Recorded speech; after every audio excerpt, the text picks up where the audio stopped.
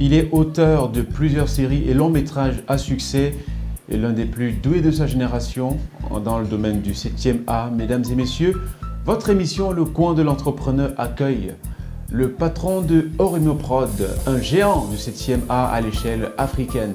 Vous avez deviné qui? Monsieur Blaise Option. C'est notre invité. Bienvenue à tous.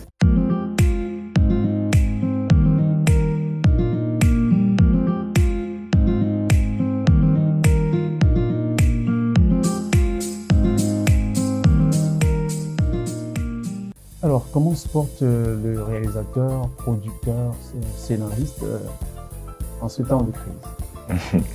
Je préfère producteur, réalisateur, producteur, acteur. Oui, d'accord. Oui, parce que depuis un temps, j'ai arrêté la scénarisation. Pourquoi? Non, parce que ça nécessite une formation. D'accord. Et je n'ai pas fait cette formation, j'avais juste un don de bien écrire mes histoires. Mais au fond, un scénariste est bien formé, il a les bases. D'accord. Il y a des règles en scénarisation que je ne maîtrisais pas. J'ai préféré confier cette tâche à quelqu'un, aux spécialistes.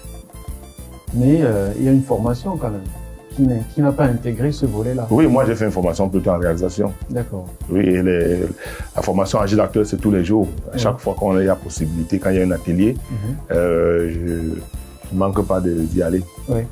Alors, est-ce que, pour reposer la question, le réalisateur, producteur se porte bien, l'acteur? Oui, très bien en ce moment. Côté santé, je vais très bien. Mais côté tournage, production, je suis paralysé depuis le mois de février. Parce que tout le monde sait. Oh, oui, parce que depuis le mois de février, c'est le confinement un peu partout. Oui. Le confinement même dans les Donc, je suis paralysé depuis la sortie de mon dernier film, Le Karma de la Tisa. Oui. Ouais, c'était mon Le dernier Karma film. de la Tisa, Ouais.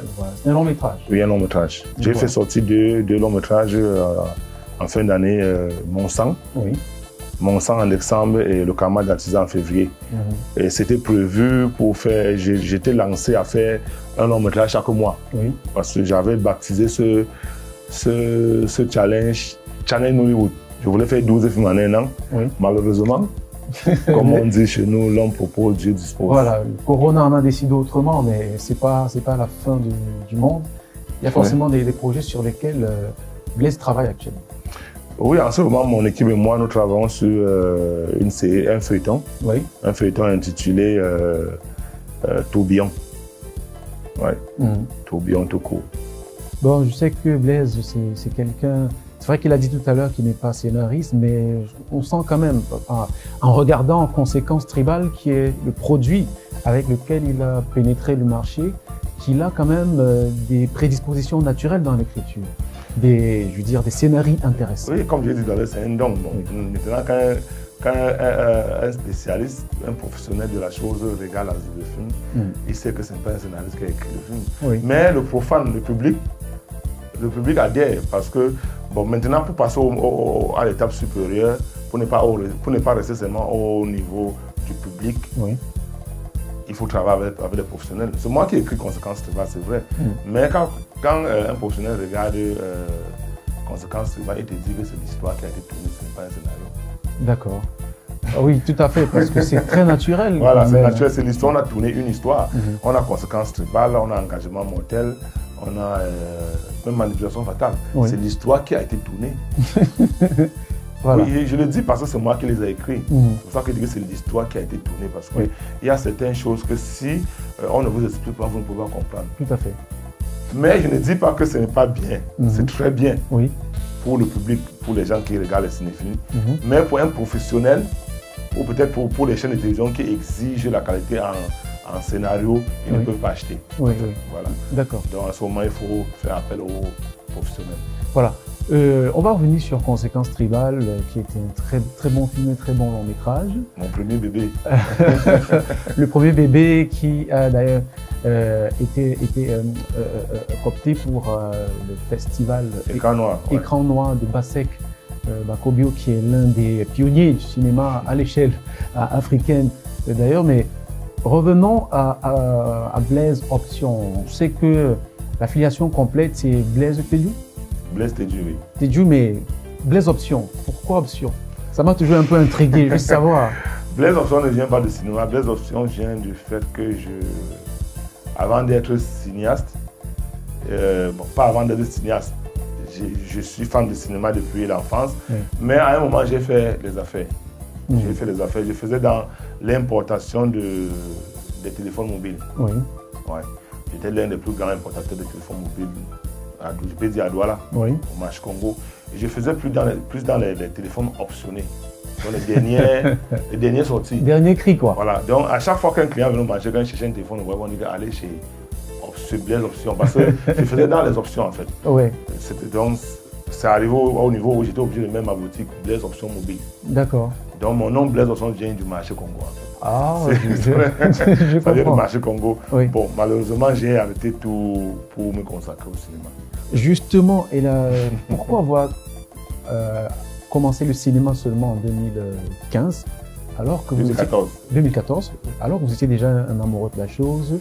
Vous avez d'ailleurs eu à Douala 5 clubs vidéo pour projeter les films. Pourquoi avoir attendu si longtemps pour tourner et faire diffuser votre premier film, Conséquences tribales? J'ai fait vidéoclub de 96 à 2003. Je faisais dans les vidéoclubs l'exploitation des salles. Pour ceux qui ne connaissent pas ce qu'on appelle vidéoclub, parce qu'il y a vidéoclub en 2 thèmes. Il y a vidéoclub dans le sens où c'est des maisons de location des DVD. Oui. On appelle ça vidéoclub. Donc ce que je faisais, c'était plutôt le ciné-club. D'accord. Ouais, les ciné-clubs. J'ai eu à exploiter les ciné-clubs pendant 7 ans, de 96 en 2003. Et c'est pendant ce temps que j'écrivais mes petits scénarios, que j'ai écrit Conséquences tribales, Engagement mortel, les 2 films. Waouh! Ouais. Ah, ça remonte à loin alors. Hein. J'ai écrit ces 2 films pendant la période d'exploitation des ciné-clubs. Et j'étais aussi le premier. Je peux dire que c'est moi qui ai fait découvrir beaucoup de films nigérians au Cameroun, dans les ciné-clubs. Parce que j'étais le seul à Douala qui projetait les films nigérians. Donc j'achetais les films nigérians, j'envoyais mon agent au Nigeria, j'achetais les films, je programmais. Il y avait tout un rang, les gens sortaient de Bonabé un peu de partout pour venir se mettre en rang pour voir les films nigérians sur le grand écran. Donc après ça, quand j'ai commencé à écrire des scénarios, j'avais un projet de produit. Bon, mais à ce moment, il y avait vraiment, moi je peux dire qu'il n'y avait vraiment pas de cinéma au Cameroun parce que je ne voyais personne. Dans les années 2000, il n'y avait personne, il y avait le one-to-one. Les gens encore le one-to-one. Fingon Tralala. Voilà. C'est ça qu'on appelait cinéma. Et pourtant, mes histoires que j'écrivais n'avaient rien à voir avec. Je m'inspirais plus, je voyais un peu comment les Nigérians faisaient. C'est ça qui m'inspirait. J'avais écrit mes histoires sur le cinéma nigérian. Voilà. Donc après ça, avec l'arrivée de vidéo-câblage, les câbleurs qui sont arrivés ont commencé à câbler les gens. Le secteur de vidéo a sombré. Tout à fait. Voilà. Commencé à sombrer, j'ai donc décidé de vendre tout et d'aller en Europe. Ah. C'est où j'ai tout vendu et je me suis déplacé sur la Europe. Mais quelques mois après, j'ai été rapatrié, je suis revenu. Quand je reviens, je ne pouvais plus faire dans le ciné-club parce que j'avais abandonné. J'ai donc commencé à vendre les téléphones en main à MTN, à Dubaï. J'ai commencé à vendre mes téléphones en main. Mais toujours en projet qu'un jour je vais faire dans la production du cinéma quand j'aurai des moyens. Quand j'entre dans la vente des téléphones en main, ambulant, j'ai fait 1 mois à MTN. Un jour, il y a eu un rafle, on a raflé tous les gars, on a amené à Nobel. Heureusement, ce jour, je suis arrivé. C'était un film là. Heureusement, ce jour, je suis arrivé à 13h. Et le rafle s'est passé à 12h. C'est donc comme ça que j'ai abandonné MTN. Je suis allé au marché Congo, j'ai supplié. J'avais un de mes amis au marché Congo. Je lui ai demandé qu'il faut qu'on fasse l'effort de trouver un endroit au marché où il peut mettre une caisse. Quand vous arrivez au marché Congo aujourd'hui, vous voyez les caisses partout. Je suis le créateur de ces caisses. Je suis le tout premier à mettre une caisse au marché Congo et il met les téléphones dedans pour vendre. C'est donc comme ça que je commence à vendre les téléphones au marché Congo dans la caisse. Et après, je me trouve une boutique tout là-bas et je commence les voyages. Bon, les affaires ont tellement payé à cette période que j'ai complètement abandonné le cinéma. Parce que je voyais comment je m'en sortais. J'ai commencé à faire des voyages, aller en Chine, à Dubaï, faire mes achats et revenir vendre ici simplement. J'ai commencé à voyager parce que je suis revenu de l'Europe en 2004. Et en 2006, j'ai commencé à aller à Dubaï. De 2006 jusqu'en 2000, j'ai arrêté à l'île de Dubaï en 2016. Oui. Ouais. 2004, c'est une époque où avoir un téléphone au Cameroun, quand même, ça oui, 2004. Ça relevait d'un J'ai luxe. en 2004 Ouais. et je commence la ligne de Dubaï en 2006. D'accord. Ouais. 2006, donc je commence à voyager, j'ai fait mes affaires, tout. Mais en 2013, j'ai eu un coup. De 2012 en 2013, j'ai eu un coup. Donc, dans les affaires ont commencé à ne plus marcher, tout. Je pense donc, bon, maintenant, parce qu'il y a eu trop, les gens sont entrés dans ce business, ça allait maintenant dans tous les sens. Oui.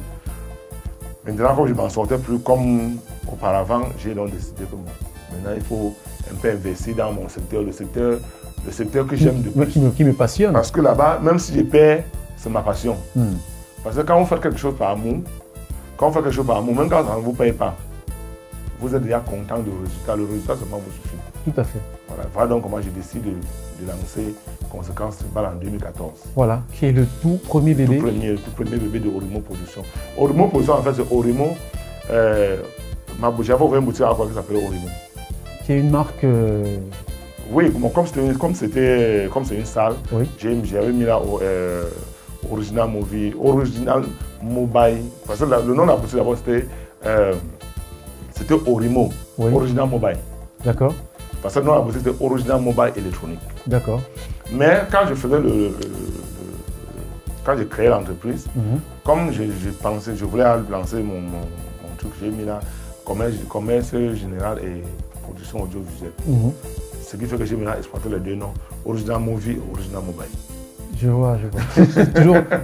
toujours plein de créativité. Oui, quoi. donc voilà pourquoi le nom de Orimo vient. Orimo Production. Où j'ai lancé donc Conséquence Tribal pour la première production de... Toute première production. Un film qui est bien accueilli par le public, qui n'a peut-être pas le succès commercial qu'on aurait escompté, parce que ça arrive dans un contexte où les salles de cinéma sont fermées dans les années 2009, où la piraterie s'est invitée, où les modes de consommation ont changé, on est plus dans le streaming et autres.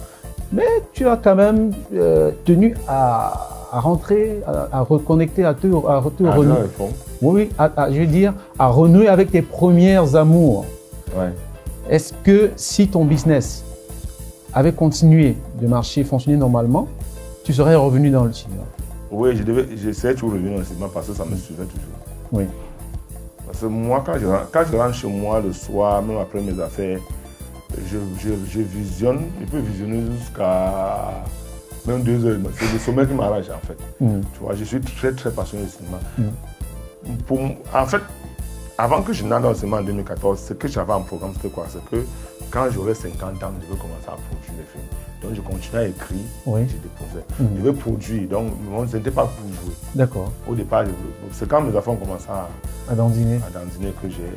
Bon, et maintenant, quand je fais le premier film, en fait, je ne compte pas trop dans la salle de cinéma. Je me disais, bon, comme je n'étais pas sur le terrain, moi, je me disais que les DVD passaient toujours. Donc j'avais fait mon calcul, que non, si ils vendent 100 000 exemplaires, je vais retrouver mon argent. Oui. Ouais, c'était dans ce sens-là. Malheureusement, j'ai fait 10 000 exemplaires pour finir 10 000. il a fallu du temps, quoi. Il a fallu du temps. Oui. Ouais, c'est un film qui a eu un accueil mitigé au niveau des critiques. D'ailleurs, voilà, après ça, les options est rentrer à l'école pour se former.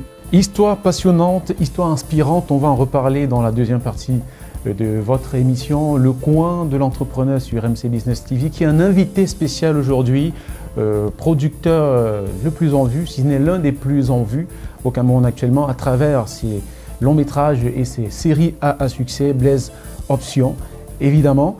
Et notre invité, la deuxième partie de l'émission, donc c'est jeudi prochain. Restez connectés sur MC Business TV, la chaîne des entrepreneurs.